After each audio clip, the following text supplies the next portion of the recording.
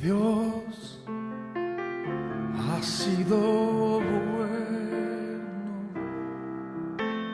bueno es Dios.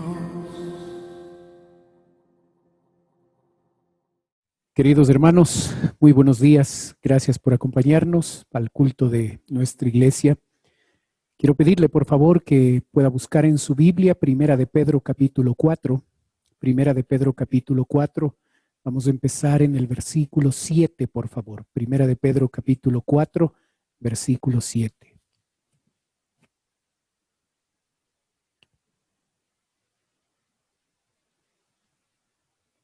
La palabra de Dios dice, verso 7. Mas el fin de todas las cosas se acerca. Sed pues sobrios y velad en oración. Y ante todo, tener entre vosotros ferviente amor, porque el amor cubrirá multitud de pecados. Hospedaos los unos a los otros sin murmuraciones. Cada uno, según el don que ha recibido, ministrelo a otros como buenos administradores de la multiforme gracia de Dios. Si alguno habla, hable conforme a las palabras de Dios. Si alguno ministra, ministre conforme al poder que Dios da, para que en todo sea Dios glorificado por Jesucristo, a quien pertenecen la gloria y el imperio por los siglos de los siglos. Amén. Oremos, por favor. Padre Celestial, queremos darte gracias, Señor, por el privilegio que nos das de poder reunirnos esta mañana para estudiar tu palabra. Como siempre, Señor, pedimos que ilumines tu palabra, que nos guíes a entender y sobre todo a aplicar esas verdades a nuestra vida diaria. Gracias, Señor, por este tiempo. Oramos en el nombre de Cristo Jesús. Amén. Muy bien, estamos en nuestra serie acerca de la esperanza en medio del sufrimiento y vamos a revisar la cuarta parte de esta sección importante, la sección principal de esta carta en torno al sufrimiento. Y vamos a ver cómo el texto bíblico nos da principios prácticos. ¿Qué cosas prácticas nosotros podemos hacer para enfrentar de manera correcta el sufrimiento?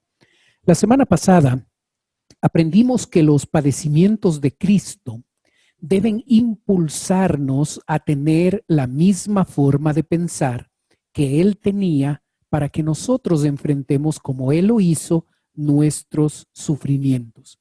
Nos recordó también que la obra de Cristo es la base para que nosotros podamos vivir de manera diferente y esa manera de vivir distinta va a llegar a impactar la vida de otros. Eso aprendimos la semana pasada.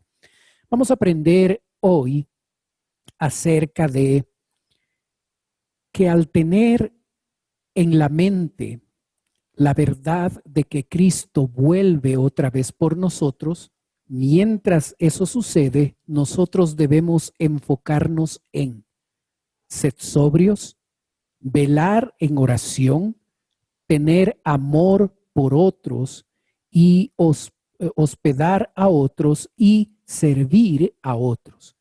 Entonces, el texto bíblico empieza en el versículo 7 y nos muestra a nosotros mandamientos específicos de aquí hasta el final de esta sección que habla del sufrimiento, hasta el versículo 19.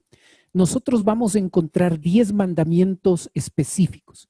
Vamos a estudiar hoy 5 de ellos. Usted puede observar en el versículo 7 que dice, mas el fin de todas las cosas se acerca. El apóstol Pedro tiene en mente la segunda venida de Cristo. Y la Biblia siempre, al hablarnos de la segunda venida de Cristo, siempre lo va a mostrar como una verdad espiritual, no solo que refleja un concepto teológico, sino que la segunda venida de Cristo debe afectar nuestra forma de vivir. Y hablando del sufrimiento, el apóstol Pedro quiere que nosotros, mientras esperamos que Jesucristo vuelva por segunda vez, integremos 5 verdades, 5 mandamientos a nuestra vida para poder esperar de manera adecuada, de manera correcta, el hecho de que Jesucristo vuelve por nosotros. Una persona que entiende la segunda venida de Cristo no solo como un concepto teológico, va a comprometerse con 10 áreas de su vida. 5 de ellas las vamos a ver hoy. El texto bíblico dice en el versículo 7 nuevamente: mas el fin de todas las cosas se acerca. Sed pues sobrios y velad en oración. El primer mandamiento de los 5 que vamos a ver hoy está en ese verbo sed, sobrios. Ese verbo es una orden que debe ser cumplida de manera urgente. Sobrio significa pensar de manera sabia y no dejarse arrastrar por las emociones. Así es que observe, el verbo es interesante porque está conjugado de cierta forma que no solo transmite el concepto de que es un imperativo, es una orden, sino que esa orden debe ser cumplida de manera urgente, teniendo como contexto el sufrimiento. Nosotros debemos darnos cuenta que es sumamente importante que nosotros seamos sobrios, es decir, que pensemos de manera sabia y no nos dejemos arrastrar por las emociones. Es fácil al enfrentar circunstancias difíciles, al enfrentar problemas, al enfrentar persecución, al enfrentar cosas que no entendemos, que crisis como las que estamos viviendo hoy en día, que nuestras emociones fácilmente lleguen a tomar el control. A veces la parte emocional puede ser algo sumamente importante, sumamente controlador en la vida de un creyente, al punto de que esas emociones, al tomar el control de la vida, pueden llevarnos a reaccionar y a tomar decisiones totalmente equivocadas.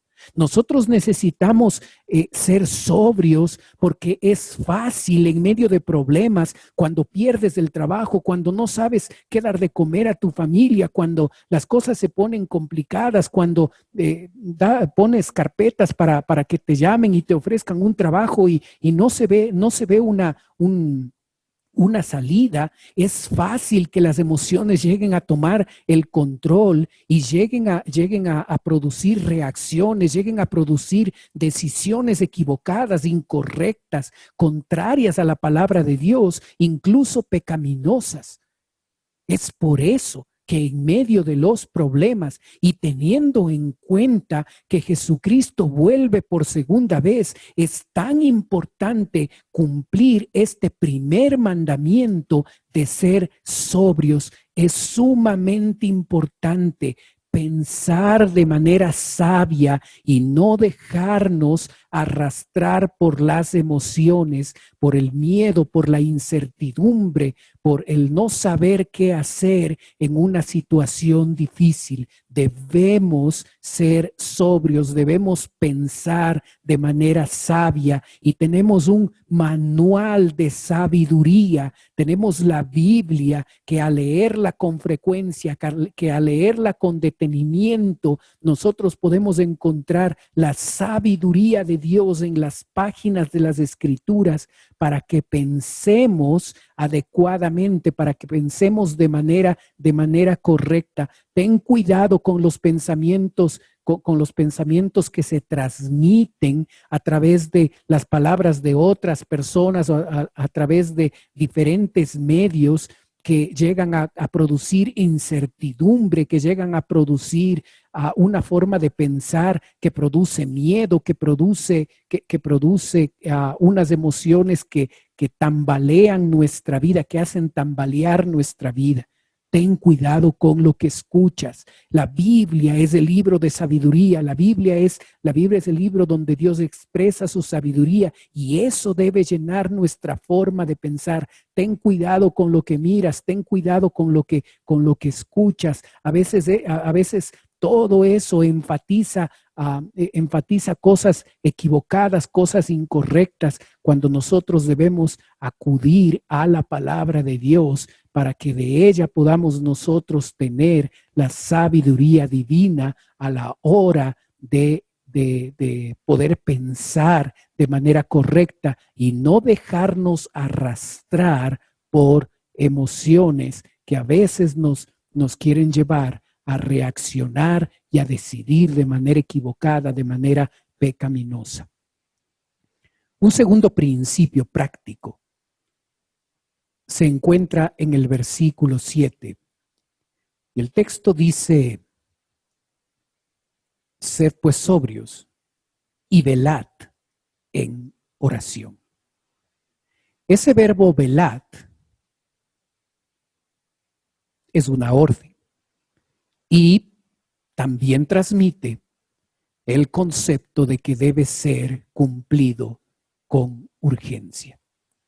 Velar significa estar vigilante en oración. ¿Sí? Velad habla de vigilar y debemos hacer esa vigilancia en oración. Así es que el segundo paso, el segundo principio práctico que el apóstol Pedro quiere llevarnos a que nosotros lo apliquemos en nuestra vida, tiene que ver con velar en oración. Hermano, ¿cómo está tu tiempo de oración? El tiempo personal de oración, tu tiempo familiar de oración, tu tiempo de oración como iglesia, y nosotros nos reunimos los días miércoles a orar al Señor. Y sabes, pasamos alrededor de 2 horas de 8 a 10 de la noche orando al Señor por nuestras necesidades, por las necesidades de otras personas. Hay un grupo de personas de nuestra iglesia que no se unen a la oración por distintas razones. Pero tengamos cuidado de que esas razones de por qué nosotros no nos unimos con otros hermanos a orar sean razones equivocadas, sean razones incorrectas. Nosotros podemos fácilmente dedicar mucho tiempo a otras actividades y nosotros deberíamos velar en oración. Dios de manera urgente nos manda a estar vigilantes a través de la oración. Es importante que nosotros, para poder enfrentar los problemas y las dificultades en nuestra vida, nosotros oremos más, doblemos nuestras rodillas, clamemos al Señor en estas circunstancias difíciles. El apóstol Pedro quería que las personas a las que él está dirigiendo su carta, esos cristianos gentiles que estaban pasando por persecución, por momentos complicados en su vida, que ellos se dieran cuenta que la forma correcta de reaccionar ante los problemas, ante la persecución, es ser sobrios, es pensar con sabiduría, no dejándose arrastrar por las emociones. Y un segundo principio que el apóstol Pedro comparte es: no dejen de velar en oración, sean vigilantes, sean constantes en oración, no descuiden esta área importante en su vida, no dejen que otras cosas sean prioridad. Oremos, hermano, reúnete con nosotros, reúnete tú en privado con Dios, reúnete con tu familia a orar, reúnete con tu iglesia, con tu familia espiritual a orar al Señor. Hoy necesitamos orar más que nunca en estos momentos difíciles. Aprendamos a ser vigilantes en oración. Es la segunda forma específica que el apóstol Pedro quiere que nosotros enfrentemos nuestros problemas, nuestras dificultades. Un tercer principio para enfrentar los problemas de manera bíblica, de manera correcta. El versículo 8 dice, y ante todo, tened entre vosotros ferviente amor, porque el amor cubrirá multitud de pecados. Es interesante cómo empieza el versículo. Ante todo, ¿sí? De varias opciones, de varias alternativas, nosotros necesitamos, ante todo, escoger el amor. En este pasaje se nos da dos características del amor. Pero antes de observar esas dos características, observa ese verbo tened. Y lo que transmite ese verbo es una orden, y una orden que debe convertirse en un hábito. Así es que el texto está diciendo que ante todo nosotros necesitamos desarrollar el hábito de amar fervientemente a otras personas. Esto no es un arranque, un día nos levantamos amorosos y vamos a demostrar ese amor con una persona, con un hermano, con una situación específica. No es una acción aislada. Dios desea que el amor entre nosotros sea un hábito, lo pone como un mandamiento, se nos ordena amarnos entre nosotros. Y nos da dos características: ferviente amor, ferviente. La primera característica. Esa palabra ferviente hace referencia a un atleta que se estira y se esfuerza por alcanzar la meta. De ahí se saca la palabra ferviente. Así es que esa palabra ferviente hace referencia al esfuerzo, a las ganas que uno le mete por amar a otro. Si estás esperando que el amor automáticamente aparezca en tu vida, automáticamente sea un sentimiento que tú llegas a experimentar en favor de otro, esa no es la idea. La idea es fervor, habla de la decisión personal de demostrar ese amor a otra persona.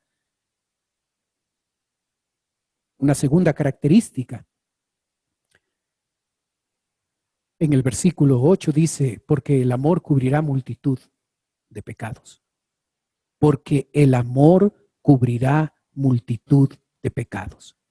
¿Sabes? Esta frase es tomada el apóstol Pedro, llega a tomar esta frase de Proverbios 10:12, es una cita. El odio despierta rencillas, pero el amor cubrirá todas las faltas. El odio despierta rencillas, pero el amor cubrirá todas las faltas. ¿Sabes? Cuando el apóstol Pedro transmite la idea de que el amor cubrirá multitud de pecados, no está haciendo referencia a que nosotros, por el afán de cubrir multitud de pecados, nosotros seamos cómplices del pecado. Nosotros pasemos por alto el pecado, ni el nuestro ni el de otro. Cuando nos habla el texto bíblico del que el amor va a cubrir multitud de pecados, hace referencia a esa cualidad, a esa característica que nosotros debemos tener de perdonar el pecado. Como Dios nos ha perdonado a nosotros, nosotros necesitamos perdonar el pecado de otras personas. Esa es la característica, ese es el hábito que nosotros desarrollamos. Una manera práctica de mostrar amor hacia otra persona es el perdón. Cuando nosotros nos negamos a perdonar a otra persona, eso es una muestra de falta de amor. El amor debe ser ferviente. Debe ser apasionado, debemos esforzarnos por amar, no esperar que el amor solo aparezca nada más. El amor tiene que ver con una decisión, tiene que ver con una acción específica, un acto que demuestra amor hacia otro. Pero también el amor se caracteriza por perdonar. Cuando nosotros guardamos rencor, cuando nosotros somos resentidos, el problema de fondo es falta de amor. Es no entender lo que Cristo ha hecho por nosotros. Él nos ha perdonado porque nos ama. No nos merecíamos su perdón, no nos merecíamos ni siquiera su amor. Él tomó la decisión de amarnos y una muestra de ese amor es que Él nos perdona. Así es que necesitamos obedecer al Señor en esta área. Tened amor por otros. Obedezcamos a este mandamiento de manera urgente, amemos a otros hermanos de manera ferviente, demostremos ese amor cuando nosotros perdonamos las faltas y los pecados que otros cometen. Esa es la manera de poner en práctica este tercer principio, observando siempre el escenario de que estos oyentes a los que dirige estas palabras el apóstol Pedro están en persecución. Están en persecución. Puedes imaginar perdonar a aquel que te persigue. Puedes imaginar perdonar a aquel que te ultraja, a aquel que te criticó, a aquel que habló mal, a aquel que pensó que tú habías sido la persona, el cómplice que había actuado para quemar Roma, para incendiar esa ciudad. Tú eres parte de ese grupo de creyentes que ha actuado mal y por eso les estamos persiguiendo. Y acá en este escenario se llama a perdonar a aquellos que piensan mal de estos cristianos. ¿Cómo debemos enfrentar el sufrimiento? Amando a otros fervientemente, perdonando. Y si hay alguien que ha hablado mal de ti, alguien que te ha criticado de manera injusta, alguien que ha actuado de manera incorrecta, tú puedes mostrarle una diferencia en tu manera de vivir, no reaccionando con resentimiento, no reaccionando con revancha, no reaccionando con venganza, sino reaccionando como nuestro Dios reaccionó cuando a Él le persiguieron. Él demostró amor. Dijo, no les tomes en cuenta el pecado de ellos. Y murió en la cruz para perdonar, mostrando su amor de esa forma. ¿Cómo enfrentamos el sufrimiento? Mostrando amor ferviente y perdonador. Una acción práctica. El verso 9 nos muestra un cuarto principio práctico, una cuarta forma de reaccionar ante los problemas y ante las dificultades. El verso dice, hospedaos los unos a los otros, sin murmuraciones. Hospedaos los unos a los otros, sin murmuraciones. Esa palabra hospedaos significa amor a los extraños. Ese es el significado de hospedar. Sabes, nosotros pensamos en hospedar a otros pensando en personas a las que generalmente conocemos, o por lo menos personas que son referidas de alguien. Así es que hospedamos a nuestra familia, hospedamos a nuestros amigos, hospedamos de pronto a un pastor, a un misionero. Sabemos que es misionero un misionero y le hospedamos. Pero sabes, la palabra hospedar en la Biblia hace referencia a un amor a los extraños. Pedro fue hospedado en la casa de Simón el curtidor, según Hechos 10:6. Pablo fue hospedado en la casa de Nazón en Hechos 21. Las iglesias se reunían en casas. Los dueños de casa hospedaban a estas personas y en esas casas funcionaban las iglesias. Había una iglesia que estaba en la casa de Aquila y Priscila, según Romanos 16. Había otra iglesia que estaba en la casa de Filemón, según Filemón 2. El hospedaje era un hábito en la vida de el primer siglo. Hospedaban a extraños. Ahora tú puedes ponerte a pensar, pero hospedar a extraños no tiene un riesgo. Si yo quiero cumplir con este mandamiento, abro las puertas de mi casa para hospedar a alguien, ¿no es poco sabio hospedar a una persona extraña? Y cuando tú estudias este tema en la Biblia, vas a darte cuenta de que hubieron personas que abusaron de esta característica de hospedar. Y por supuesto, sí puede haber gente que abuse de esa característica que tú puedes tener de hospedar a otros. Hospedaos los unos a los otros sin murmuraciones. ¿Por qué se producía la murmuración? Porque la persona a la que tú hospedabas no siempre lo hacía bien. Dejaba roto algo, dejaba dañado algo, se perdía alguna cosa. Y sí, hospedar a alguien, incluso hospedar a amigos, hospedar a familia, puede ser que no dejaron el cuarto, no dejaron esa habitación tal y como la recibieron. Por supuesto, puede pasar eso. Nosotros necesitamos aprender a hospedar, amar al extraño y hospedarle sin murmuración. Y si no dejaron tal y como encontraron, si afectaron de alguna manera, desarrollemos ese hábito de no generar murmuración en nuestro corazón, aunque tengamos razón para hacerlo. ¿Observas? Así es que este es un hábito poco habitual en la vida del creyente. Amar al extraño. Y al amar a ese extraño, abrir las puertas de la casa para poder hospedar.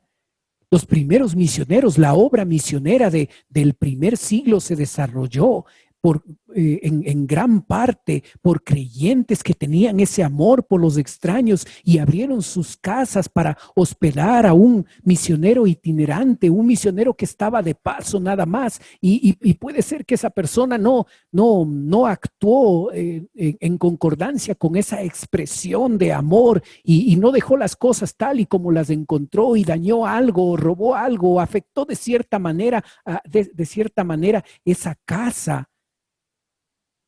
Pero nosotros delante del Señor somos responsables de obedecerle a Él, hospedando al extraño, amando al extraño y al hacerlo sin murmuración.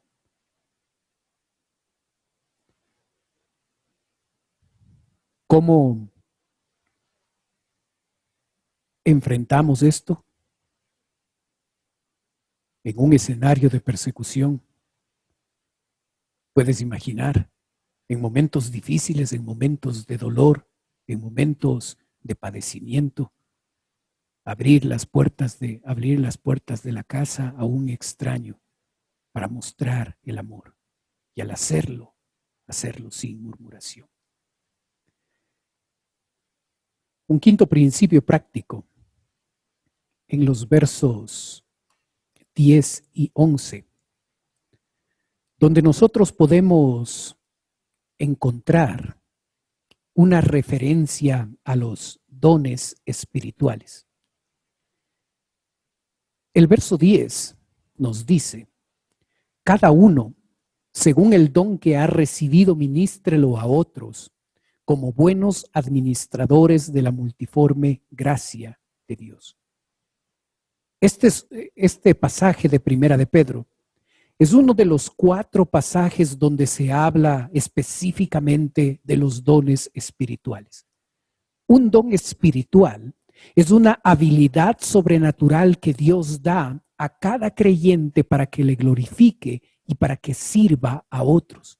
Eso es un don espiritual. No es un talento. Un talento es algo con lo que nacemos o es algo que llegamos a desarrollar.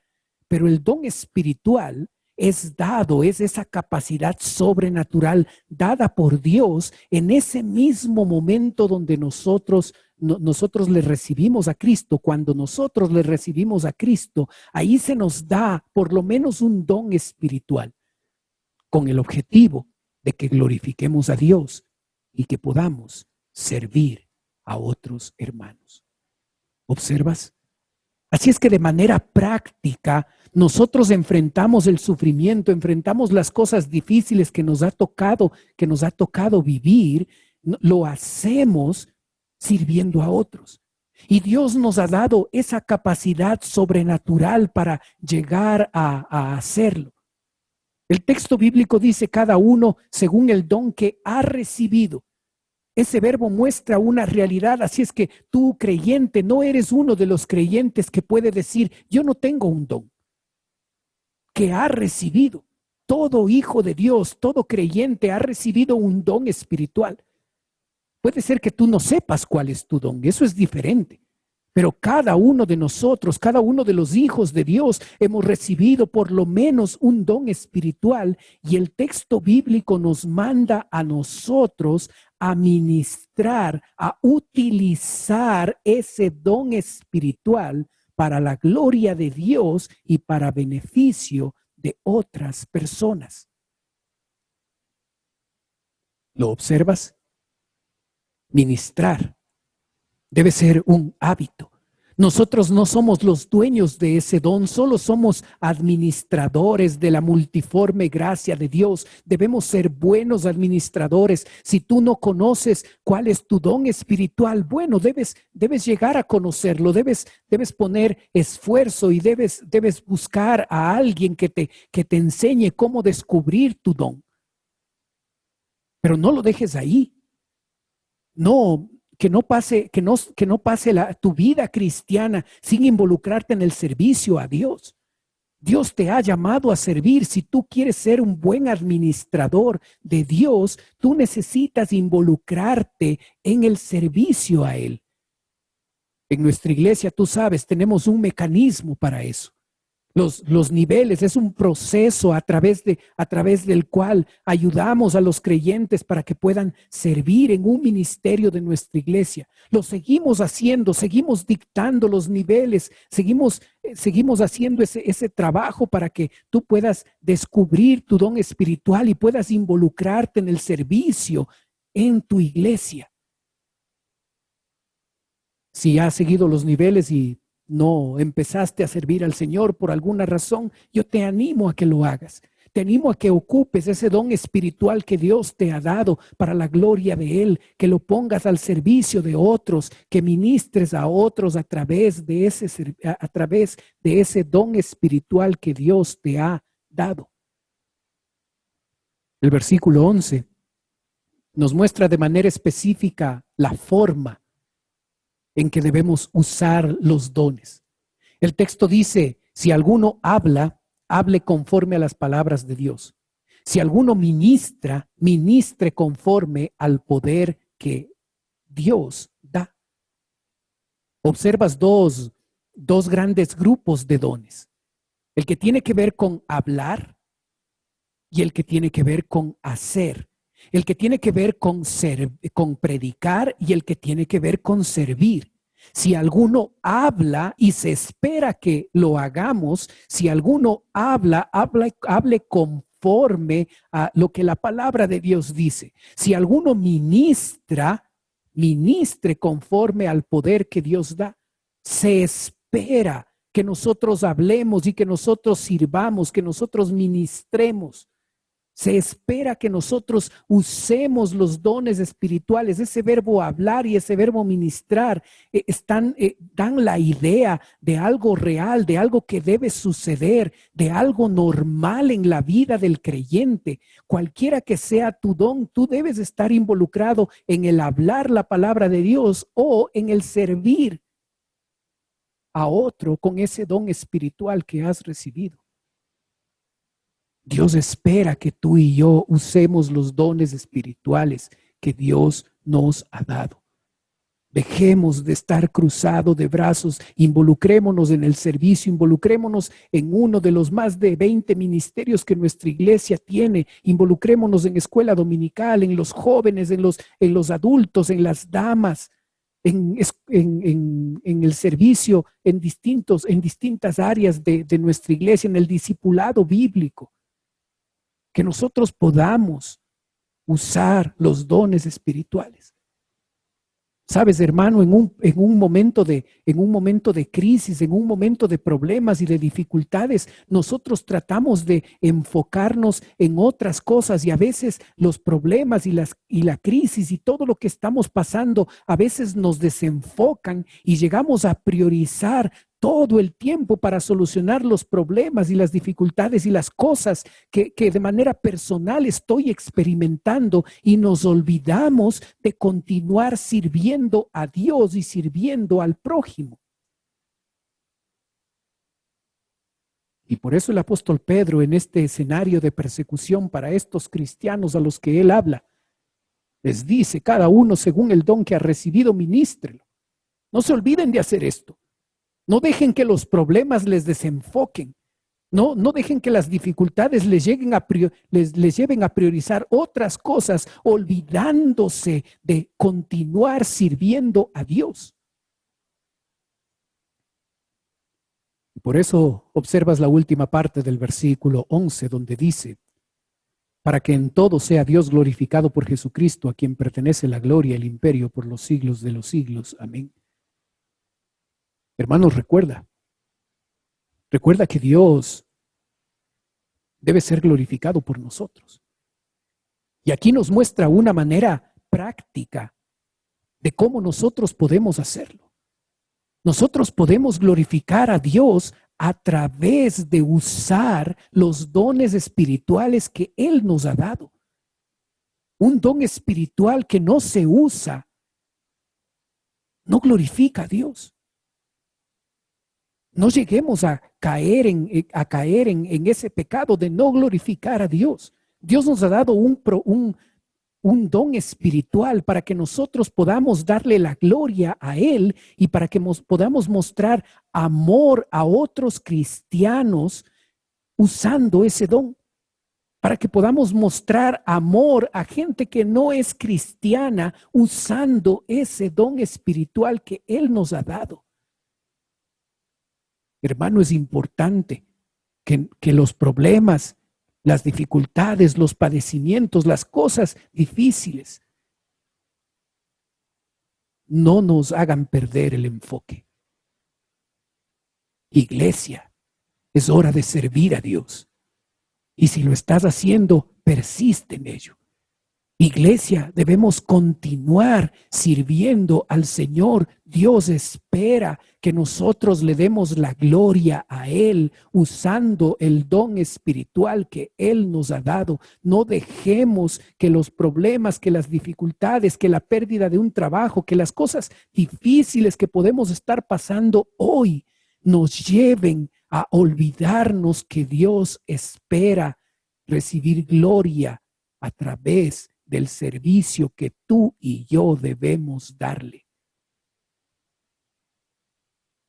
Es importante recordar estos 5 principios para enfrentar los problemas y las dificultades de esta vida como a Dios le agrada. Oremos. Padre Celestial, queremos darte gracias, Señor, por lo que acabamos de aprender. Señor, yo te ruego que nos recuerdes que el fin de todas las cosas se acerca. Y si tu venida estaba cerca para los creyentes a los que escribe el apóstol Pedro, después de 2000 años, para nosotros está más cerca, Señor. Y pensando, Padre, en que Cristo vuelve, Ayúdanos a tener estas 5 prioridades en nuestra vida. Ayúdanos a ser sobrios, a pensar con sabiduría, a ser responsables de aquellas cosas que escuchamos. Ayúdanos a dedicar más tiempo a tu palabra, donde vemos raudales de tu sabiduría, Señor. Ayúdanos a ser sobrios y a no dejar que los problemas generen emociones que traten de arrastrarnos a acciones y a decisiones incorrectas y pecaminosas. Padre, ayúdanos a velar en oración.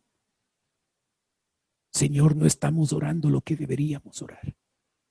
Ayúdanos a hacerlo. En lo personal, en lo familiar, como iglesia, ayúdanos a estar más vigilantes en oración.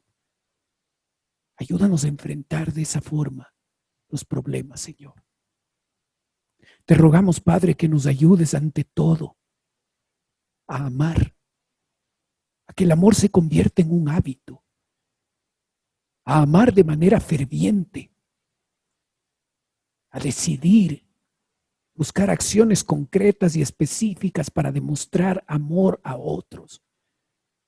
Ayúdanos a demostrar ese amor cuando perdonamos el pecado de otros. Ayúdanos, Padre, a perdonar a aquellos que nos ofenden, que nos persiguen, que nos critican. Padre, te rogamos que nos ayudes a desarrollar ese hábito casi extinto de hospedar sin murmuración, de mostrar amor al hospedar al extraño.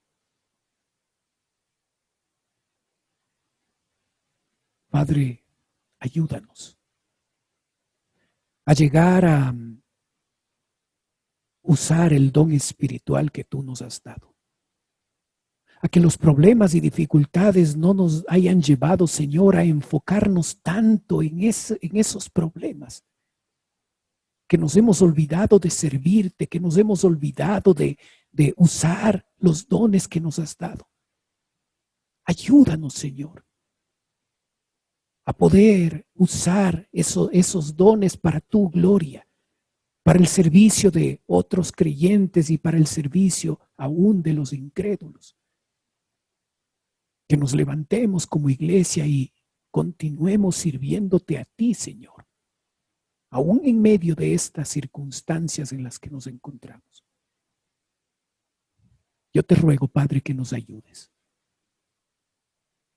a poder enfrentar esta crisis como tú esperas que lo hagamos, teniendo en mente que tú vuelves.